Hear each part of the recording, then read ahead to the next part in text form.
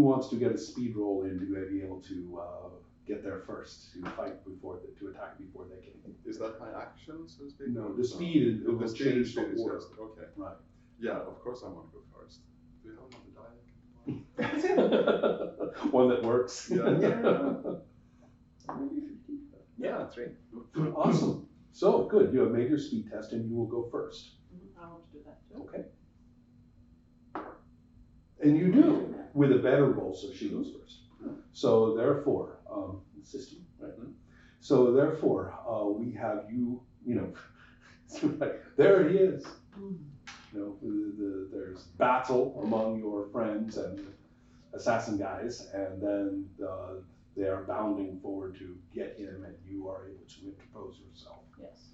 So, oh my God, they're very heroic. Make a fight check. Okay, let's fight. 5 again. Success. And they have base 3.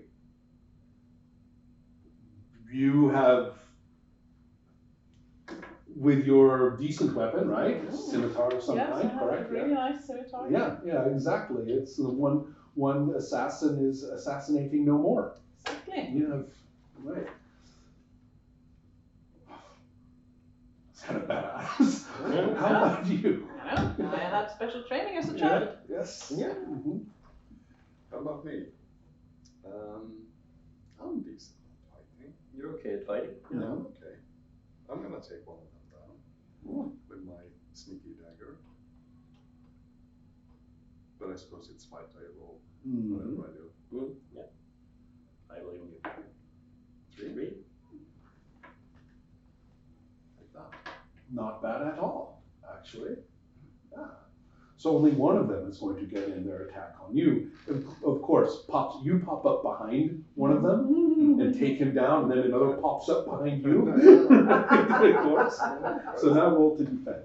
Yeah. Same check, fight. Same check, fight. Okay. I didn't not allow. Fight. No, fight. Okay, so fail, decrease your base. Wait, to defend. Fail, decrease your base by the number rolled, which doesn't go into negatives, it'll just flatten out.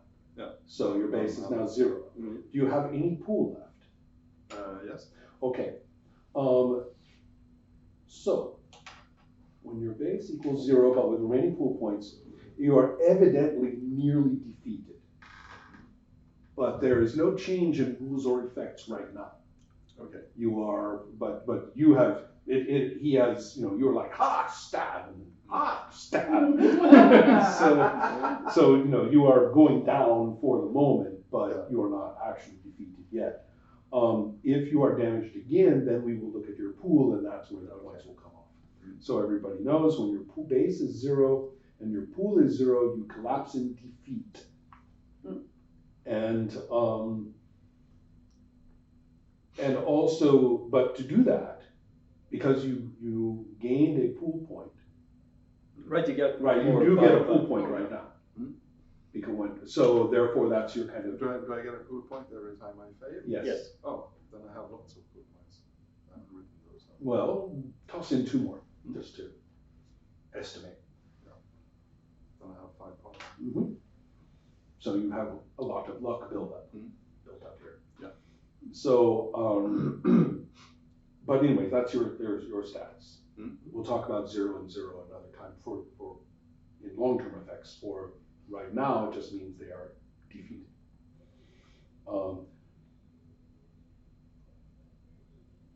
When you reduce a foe's base to 0, they are defeated in this confrontation, and the GM may return them to play later to ensure their death or some other sort of removal from participating further in this whole situation. Spend a pool point. So if you want to eliminate that particular assassin for good, you spend a pool point. Yeah. That one's not coming back. So whether you did or did not do that, that's up to you. Okay. So, therefore, that brings us up to date, I think. Yeah. All right. Fantastic. Yeah. Now the magic did knock him down, to pool 0. So you're in the same situation. Okay. So you can actually still operate. How am I going to put it?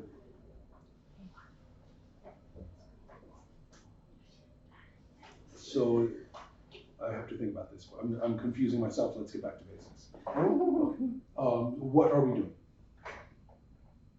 Well, he's asleep. Can he wake up somehow? That's what I'm saying, is that yes, because the point here is that he was knocked down by this magic and the effects of it, but the effect, what you can't have your base and pool knocked out at the same time. Right. So therefore, you do have some pool points. Okay. And that means that you are still able to operate, but it has to be in the context of the fiction. So it kind of depends on how you want to do this. You could use, it depends on what you want to do. I mean, do you want to do something physical, to wake up and do something physical? Do you want to dream yourself into, some further strange effective activity of some kind, weird lore or something like that? I mean, what is it you have in mind? Well, The game is quite open in terms of where you might go from an unusual state. well, I'm sort of fast asleep against the manticora. It's quite nice in a way, but maybe it would be good to. Maybe could I awaken the manticora? Maybe. Yeah, Purr wakes up to defend you. Yeah, Purr wakes up to defend me, maybe, and all my friends, all my enemies, all my friends, maybe. Well, that's already happened because of all the pink. Yeah, yeah. But there are new enemies. Right. Yeah, Right. So I think that's what I would like to happen, and I'm Convince. dreaming about. So. Yeah, do a convince. Yeah. Okay. So that's you, and you have, We did our stuff. yeah, and that fellow, yes, so he's just been stabbed. Oh no. Ouch. Well, And you do have a brother to worry about. I know. So just wait. Yeah. Yeah. I need to go to my brother. Okay, good enough. No, That's okay. it. I was gonna say, you can stay in the fight and I can go get him. You guys cannot communicate Okay, at this sorry. time, so you're going to get him, and maybe you will get him too. We will see. And so in your case, you have athletics. That's getting your lizard over there, bounding over the right places, and not getting caught in the battle. That's a 2. Oh no! So you are hampered getting your lizard through fighting Zorandorians and swamp bubblers. So I thought and then you roll the convince. Sorry. Yeah. But now I get the food point back, right? Oh, right. I rolled 2. Oh, no. Not good. You get a dreamed point, very nicely about Purr waking up and defending you, but it's just a dream. Yeah, well. But add a pool point. Yes, but do add that pool point. Now, I'm gonna sneak onto the field and try to covertly drag her brother out of there. good plan. And how about you? You have a fight to deal with here. Yeah. And you no longer have your lizard lady. Yeah. Okay, so you are going to fight. I'm going to fight. Okay, good enough? Roll. No, but I get a pool point. So Oh, okay. I cannot succeed on these D6 rolls. Right, right. That's because I'm an evil magician. That's right, yeah. Go ahead. Yeah, I want to roll speed first. Mm-hmm. No. Okay, so that means that he will get to strike at you first, so roll to defend. A 3. A 3, okay, so when you defend successfully, their number drops by 1.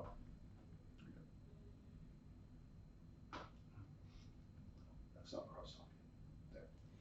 Okay, so basically you have managed to damage them a little bit as they try to strike at you. So that's the nice thing, when you defend, you actually do a little damage, always, and vice versa. So when you fail to attack, you will take 1 point. They managed to do something to you. Yeah. Now for succeed, fail. Okay, so you were sneaking. I needed to make sure we knew what happened. Do I get Right. to attack? You do, and also you failed your speed check. Did you get a pool point? Yeah. You did. Yes, you do. Why don't we do that? Yeah. 5. He is eliminated permanently if you spend a pool point. Yeah. You do. Okay. Yeah, I do. He's a dirty fighter. You may have noticed. Okay, so now, Slashing throats. yeah. So how about you?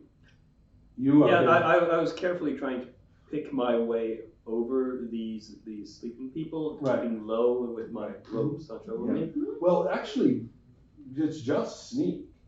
So all we are saying is that you are grossly visible, and that unfortunately, it's just going to have to be the last of the Code God assassins as they are, whittled away by the crew. There's still little fights here and there, and one of them spots you because you are so conspicuous. You present an unmissable target. So go ahead and roll fight to defend, unless you want to do speed to try to jump ahead of his attack. Well, yeah, I'll try to do speed. I'm okay at that. Yeah. You should not pick the red robes to hide them.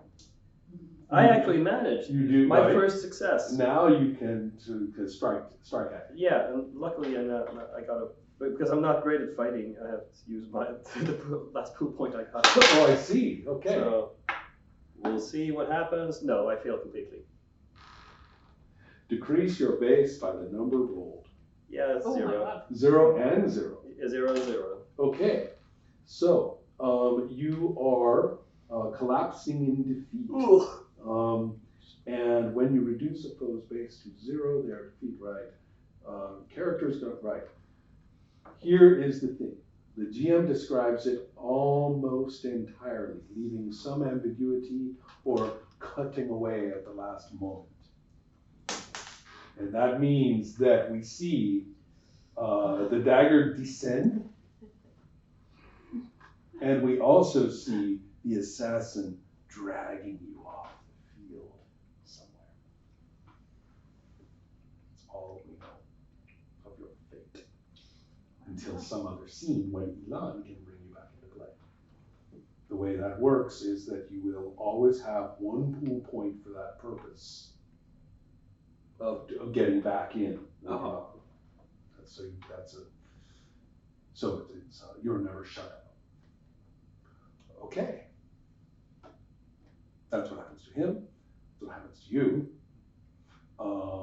You have defended yourself. You are trying to get to your brother and have not succeeded. You are dreaming away quite nicely. But the battle is finished. And you can come over, I think, to your brother now, where he lies in a daze of brotherliness. And Badula! What brings you here? Why have you sided in this foolish war? he blinks a little bit and he said, someone has to help these people. That is so noble and brave of you. I am so proud of you. Why did you have to interfere? I was doing fine. But what you don't know is that the followers of Martu are fooled. They are following a false prophet. Probably that axe is a fake. We know that. Oh, come on, sit up. And drag him to his feet. Ooh, I don't feel so. No, he says, I don't feel so. Oh, I feel really good. Yeah?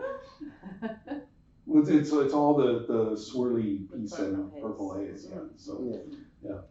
So if you help him out of that, he will say, it is wonderful that you have come to help, but you must understand these people they're completely uncivilized. I noticed. And they need help to understand proper resolution of political problems. So Krugman is a quite sensible person with a little bit of influence, and he was good enough to understand that a more peaceable means, you just can't keep killing everybody, it's not working. A little peaceable means, a little ideology, a little bit of unity under the legend of the axe and everything would have done very well. He might have had to kill only 3 or 4 opposing chieftains, and then everything would have been settled. But now there's the fake axe in circulation. Yes, that is a problem. You can just walk over. And Do you not see that your plan would eventually have brought forth a fake axe? It is a fundamental flaw of your thinking, brother. That was a race against time. Ah, That was a race against time. If we had created enough cultural unity, then the axe would have been delivered to crewmen. I see your point, and it's a very good one. But it was a risk. Yes. This is true. Yes, and you're And even so, why would they follow that dolt? It doesn't make sense, sister. Something is wrong here. Well, there was a case of poisoning. What? A kinsman, or what do you call it, from our country, Bezornd, what's your name? Habak, yes. I didn't poison. He undertook, by magic means, he visualized what was going on. Habak. Yes. Isn't he that terrible guy? The one with he went into the forbidden tomb and the secrets and he did that thing? Yes. But he had a clear vision of what was going on, and told us all that the beer that they have been drinking is poisoned, and it brings forth feelings of aggression, and that is what's going on. That would explain a lot. I don't know.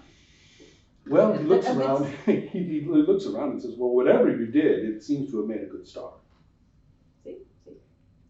Thank you, brother. So I think this brings us to the end of our adventure in Zorandor. Yeah. And if you wanted to, you could try Elan just so that we can see that you were fine. Yes. But don't forget that if we played a different adventure, he would appear as normal anyway. Mm-hmm. So this is just for fun. Mm-hmm. And No. I find myself in a swamp. No. Exactly.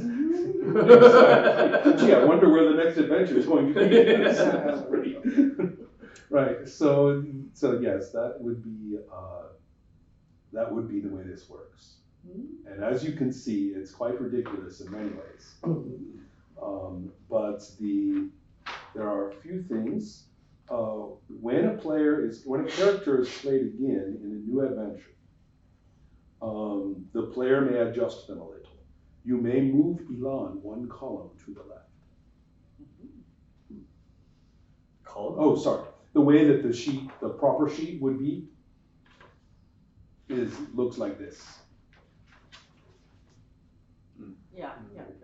Okay. Because when you make the character, you can move anything one column to the left as long as you take something from okay and put it into not okay. All right. So the sum should be. Right. Yeah. More or less.